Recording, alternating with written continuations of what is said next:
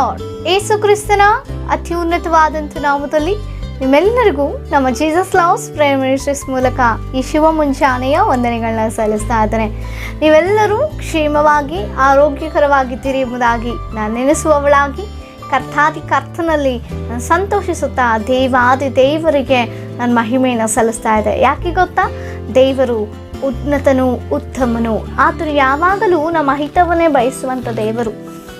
ಅದೇ ರೀತಿಯಲ್ಲಿ ಪ್ರತಿನಿತ್ಯವೂ ತನ್ನ ಮಾತುಗಳಿಂದ ನಮ್ಮನ್ನು ಎಷ್ಟೋ ಬಲಪಡಿಸ್ತಾ ಇರುವಂಥ ದೇವರು. ನೀವೆಲ್ಲರೂ ಅದರ ಮಾತುಗಳಿಂದ ನೀವು ಬಲವನ್ನು ಹೊಂದಿಕೊಳ್ತಾ ಇದ್ದೀರಿ.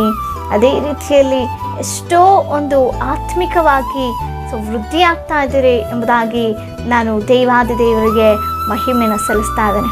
ಅದೇ ರೀತಿಯಲ್ಲಿ ಈ ದಿನ ಮುಂಜಾನೆ ದೇವರು ನಮಗಾಗಿ ಒದಗಿಸಿ ಕೊಟ್ಟಂಥ ವಾಗ್ದಾನ ವಾಕ್ಯವನ್ನು ನಾವು ಧ್ಯಾನಿಸೋಣ. ಕೀರ್ತನೆಗಳು 107ನೇ ಕೀರ್ತನೆ 19ನೇ ವಚನ.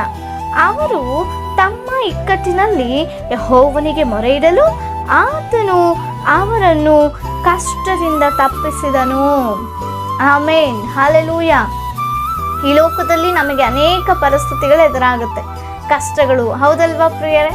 ಈ ಲೋಕದ ಮನುಷ್ಯರಿಗೆ ನಮ್ಮ ಕಷ್ಟಗಳನ್ನು ಹೇಳಿಕೊಳ್ಳುವಾಗ ಅವರು ನಮ್ಮನ್ನು ತಾತ್ಸಾರವಾಗಿ ಮಾಡ್ತಾರೆ. ಹೇಳಿಕೊಳ್ಳಬೇಕೆಂಬುದಾಗಿ ನಾವು ಹೋದಾಗಿ ಕೂಡ ಅಪ್ಪ ಇವ್ರ ಕಷ್ಟ ನನ್ನ ಮೇಲೆ ಹೇಳಿ ಬರುತ್ತೋ ಅನ್ನುವಂಥ ಪರಿಸ್ಥಿತಿಯಲ್ಲಿ ಮಾತನಾಡಿಸುವುದನ್ನು ಕೂಡ ಬಿಟ್ಟು ಬಿಡ್ತಾರೆ. ಅಂತಹ ರೀತಿಯಾಗಿದೆ ನಾವು ಈ ಲೋಕದಲ್ಲಿ ಜೀವಿಸ್ತಾ ಇರುವಂಥದ್ದು. ಆದರೆ ಏನೇ ಕಷ್ಟಗಳು ಬಂದ್ರೂ, ಏನೇ ನಷ್ಟಗಳು ಬಂದ್ರೂ ನಾವು ನಮ್ಮವ್ರಿಗೆ ಹೇಳ್ಕೊಳ್ಬೇಕು ಎಂಬುದಾಗಿ ನೆನೆಸಿದಾಗೂ ಅದು ಅಯ್ಯೋ ಹೇಳ್ಕೊಡ್ರೂ ವ್ಯರ್ಥವೇ, ಹೇಳ್ಕೊಡ್ರೂ ಯಾವ ಪ್ರಯೋಜನವೂ ಇಲ್ಲ ಎಂಬುದಾಗಿ ನಾವು ಆಲೋಚನೆ ಮಾಡಿದ್ರು ಕೂಡ ಒಬ್ಬರಿದ್ದಾರೆ ನಿನ್ನ ಕಷ್ಟವನ್ನು ನೋಡುವಂಥ ದೇವರು, ನಿನ್ನ ಕಣ್ಣೀರನ್ನು ನೋಡುವಂಥ ದೇವರು, ನಿನ್ನ ಕಷ್ಟದಿಂದ ಬಿಡಿಸುವಂಥ ದೇವರು, ಏಕೈಕ ದೇವರು ಯೇಸು ಕ್ರಿಸ್ತನು ಮಾತ್ರವೇ ಪ್ರಿಯರೇ. ಆಮೇನ್. ಮನುಷ್ಯರು ಎಲ್ಲವೂ ಇದ್ದಾಗ ನಮ್ಮ ಸಂಗಡ ಇರ್ತಾರೆ, ಪ್ರೀತಿಯಿಂದ ಮಾತನಾಡ್ತಾರೆ. ಆದರೆ ನಮಗೆ ಸ್ವಲ್ಪ ಕಷ್ಟ ಬಂತು ಎಂಬುದಾಗಿ ನೆನೆಸಿದ್ರೆ ಅವರು ನಮ್ಮನ್ನು ಮಾತನಾಡಿಸುವುದು ಕೂಡ ಬಹಳ ಕಡಿಮೆ ಆಗೋಗುತ್ತೆ. ಹೌದಾ? ಇಂತಹ ಸ್ಥಿತಿಯಲ್ಲಿ ನಾವಿರುವಾಗ ಯೋಬನ ಜೀವಿತವನ್ನು ಒಂದು ಬಾರಿ ಜ್ಞಾಪಿಸಿಕೊಳ್ತಾ ಇದ್ದೇವೆ. ಯೋಬನಿಗೆ ಸಡನ್ನಾಗಿ ಬಂದಂಥ ಕಷ್ಟಗಳು, ಯೋಬನು ಉನ್ನತವಾಗಿದ್ದಾಗ, ಯೋಬನು ಎಲ್ಲವೂ ಅನುಕೂಲಕರವಾಗಿದ್ದಾಗ ಚಿಕ್ಕ ಮಕ್ಕಳಿಂದ ಹಿಡಿದು ವೃದ್ಧರವರೆಗೂ ಆತನ ಎಷ್ಟೋ ಗೌರವಿಸ್ತಾ ಇದ್ರು. ಯವನಸ್ಥರು ಎದ್ದು ನಿಲ್ತಾ ಇದ್ರು, ಹಿರಿಯರು ಆತನ ನಮಸ್ಕರಿಸ್ತಾ ಇದ್ರು. ಇಂತಹ ಸ್ಥಿತಿಯಲ್ಲಿ ಯೋಬನಿದ್ದಂಥ ಒಂದು ಉನ್ನತವಾಗಿ ಯೋಬನ ಅನುಕೂಲವಾಗಿರುವಂಥ ಸಮಯದಲ್ಲಿ ಎಲ್ಲರೂ ಆತನೊಟ್ಟಿಗೆ ಇದ್ರು, ಪ್ರೀತಿಯಿಂದ ಮಾತನಾಡ್ತಿದ್ರು, ಗೌರವಿಸ್ತಾ ಇದ್ರು. ಆದರೆ ಯೋಬನ ಜೀವನದಲ್ಲಿ ಅಕಸ್ಮಾತ್ ಆಗಿ ಆದಂಥ ಒಂದು ಘಟನೆ ಆತನೆಲ್ಲವನ್ನ ಕಳೆದುಕೊಳ್ಬೇಕಾಗತ್ತೆ.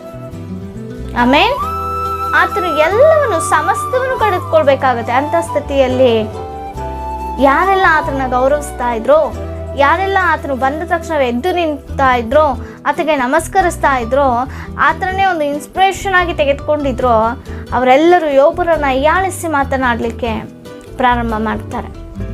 ಹತ್ತಿರ ಕೂಡ ಸೇರಿಸದಂಥ ಒಂದು ಪರಿಸ್ಥಿತಿ ಯೋಬನ ಗ್ರಂಥದಲ್ಲಿ ನಾವು ನೋಡ್ತೇನೆ. ಆತನ ಒಂದು ಅನುಭವವನ್ನು ಹೇಳಿಕೊಳ್ತಾ ಇದ್ದಾನೆ ಯೋಬ. ಪ್ರಿಯರೇ, ಈ ಲೋಕದಲ್ಲಿ ನಮಗೂ ಕೂಡ ಅಷ್ಟೇ, ಮಾನವರ ಒಂದು ಮನಸ್ಥಿತಿ ಅಷ್ಟೇ. ಎಲ್ಲವೂ ಇದ್ದಾಗ ಎಲ್ಲವೂ ಚೆನ್ನಾಗಿರುತ್ತೆ, ಎಲ್ಲ ಮನುಷ್ಯರು ಚೆನ್ನಾಗಿ ಮಾತನಾಡ್ತಾರೆ. ನಾವು ಅದಲ್ಲದಿದ್ರೂ ಹೊಗಳಿ ಮಾತನಾಡ್ತಾರೆ. ಆದರೆ ಎಲ್ಲವೂ ಒಂದು ಕ್ಷಣ ಬದಲಾವಣೆ ಆಯಿತು, ಕಷ್ಟದಲ್ಲಿ ಸಿಲುಕಿಕೊಂಡ್ವಿ ಅಂತ ನೆನೆದಾಗ ನಮ್ಮವರೇ ನಮ್ಮ ಪಕ್ಷದಲ್ಲಿ ನಿಲ್ಲೋದಿಲ್ಲ. ಇಂತಹ ಸ್ಥಿತಿಯಲ್ಲಿ ನೀವಿದ್ದೀರಾ? ಕಷ್ಟದಲ್ಲಿದ್ದೀರಾ? ಸಿಲುಕಿಕೊಂಡಿದ್ದೀರಾ? ಇಕ್ಕಟ್ಟಿರೋ ಸ್ಥಿತಿಯಾ? ಬಿಡಿಸಿಕೊಳ್ಳಲಿಕ್ಕೆ ಸಾಧ್ಯವಾಗದಂಥ ಪರಿಸ್ಥಿತಿಯಾ? ಅನಾರೋಗ್ಯದ ಒಂದು ಇಕ್ಕಟ್ಟಿನಲ್ಲಿದ್ದೀರಾ? ಸಾಲ ಬಾಧೆ ಅನ್ನುವಂಥ ಇಕ್ಕಟ್ಟಿನಲ್ಲಿದ್ದೀರಾ? ಮೋಸ ಹೋಗಿ ಆ ಮೋಸನ ಸಹಿಸಿಕೊಳ್ಳದೆ ಅದನ್ನು ಹೊರಗೆ ನಾವು ಬರಲಾರದಂಥ ಇಕ್ಕಟ್ಟಿನ ಸ್ಥಿತಿಯಲ್ಲಿದ್ದೀರಾ? ಕ್ರಿಸ್ತನು ನಂಬಿಕೊಂಡ್ರು ಕೂಡ ಸ್ವತಂತ್ರವಾಗಿ ನಾನು ಆರಾಧಿಸಲಿಕ್ಕೆ ಸಾಧ್ಯ ಆಗ್ತಿಲ್ವಲ್ಲ, ನನ್ನ ಕುಟುಂಬದಲ್ಲಿ ನಾನು ಒಬ್ಬನೇ ರಕ್ಷಣೆ ಹೊಂದಿದ್ದೇನೆ, ನನ್ನ ಕುಟುಂಬದವರು ಅದಕ್ಕೆ ಬಹಳ ಆತಂಕಗಳನ್ನ ಮಾಡ್ತಾ ಇದ್ದಾರೆ. ಒಂದು ಇಕ್ಕಟ್ಟಿನ ಸ್ಥಿತಿಗೆ ಸಿಲುಕೊಂಡಲ್ವಾ, ಪ್ರಾರ್ಥನೆ ಮಾಡ್ಲಿಕ್ಕೆ ಆಗ್ತಿಲ್ಲ, ವಾಕ್ಯ ಓದ್ಲಿಕ್ಕೆ ಆಗ್ತಿಲ್ಲ, ಸಭೆಗೆ ಹೋಗ್ಲಿಕ್ಕೆ ಆಗ್ತಾ ಇಲ್ಲ. ಇಂತಹ ಒಂದು ಸನ್ನಿವೇಶದಲ್ಲಿ ನೀವು ಇಕ್ಕಟ್ಟಿನೊಳಗೆ ಸಿಲುಕಿಕೊಂಡಿದ್ದೀರಾ? ಕಷ್ಟ ಆಗ್ತಾ ಇದೆಯಾ ಎಲ್ಲವೂ? ಆದರೆ ನಿಮ್ಮೊಟ್ಟಿಗೆ ದೇವರು ಮಾತನಾಡ್ತಾ ಇದ್ದಾರೆ. ಅವರು ಅಂದರೆ ನಾವು ಇಕ್ಕಟ್ಟಿನಲ್ಲಿ ಕರ್ತನಿಗೆ ಪ್ರಾರ್ಥಿಸುವಾಗ ಆತನು ಆ ಇಕ್ಕಟ್ಟಿನಿಂದ ನಮ್ಮನ್ನು ತಪ್ಪಿಸುವಂಥ ದೇವರು, ನಮ್ಮನ್ನು ಉನ್ನತವಾಗಿ ನಿಲ್ಲಿಸುವಂಥ ದೇವಾದಿ ದೇವರು ಪ್ರಿಯರೇ. ಆಮೇಲೆ ಏನೇ ಪರಿಸ್ಥಿತಿಗಳಾಗಿರ್ಬೋದು, ಮನುಷ್ಯರು ನಿಮ್ಮ ಸಂಗಡ ಮಾತನಾಡದೇ ಇರಬಹುದು, ಮೊದಲು ಪ್ರೀತಿಯಿಂದ ಮಾತನಾಡೋರು ಈಗ ಮಾತುಗಳನ್ನೇ ನಿಲ್ಲಿಸಿರಬಹುದು, ನೋವಾಗ್ತಿರ್ಬೋದು ನಿಮಗೆ. ಆದರೆ ಮನುಷ್ಯರಿದ್ದರೂ ಇಲ್ಲದಿದ್ದರು, ಸ್ನೇಹಿತರು ಇದ್ದರೂ ಇಲ್ಲದಿದ್ದರು, ನಮ್ಮವರು ಎಂಬುದಾಗಿ ಹೇಳಿಕೊಳ್ಳೋರು ಇದ್ದರೂ ಇಲ್ಲದಿದ್ದರು, ಲೋಕವೇ ಕೈಬಿಟ್ಟರು, ಅದು ಕೂಡ ಕಷ್ಟ ಎಂಬುದಾಗಿ ಎನಿಸಿದ್ರು, ಅದು ಕೂಡ ಇಕ್ಕಟ್ಟಾಗಿ ನಮ್ಮ ಜೀವನದಲ್ಲಿ ಏರ್ಪಟ್ಟರೂ ಕೂಡ ನಿನ್ನ ಪ್ರೀತಿಸುವಂತ ಒಬ್ಬರಿದ್ದಾರೆ, ನಿನಗಾಗಿ ಪ್ರಾಣ ಕೊಟ್ಟಂತ ಒಬ್ಬರಿದ್ದಾರೆ, ನಿನಗಾಗಿ ಒಳ್ಳೆಯನ ಬಯಸುವಂತವ್ರು ಒಬ್ಬರಿದ್ದಾರೆ. ಆತನೇ ಏಸು ಕ್ರಿಸ್ತನು, ನಜರೇತಿನ ಏಸು ಕ್ರಿಸ್ತನು ನಿನಗಾಗಿ ಎದುರು ನೋಡ್ತಾ ಇದ್ದಾರೆ. ನೀನು ಆತನ ಸನ್ನಿಧಾನಕ್ಕೆ ಬರಬೇಕೆಂಬುದಾಗಿ ಎದುರು ನೋಡ್ತಾ ಇದ್ದಾರೆ.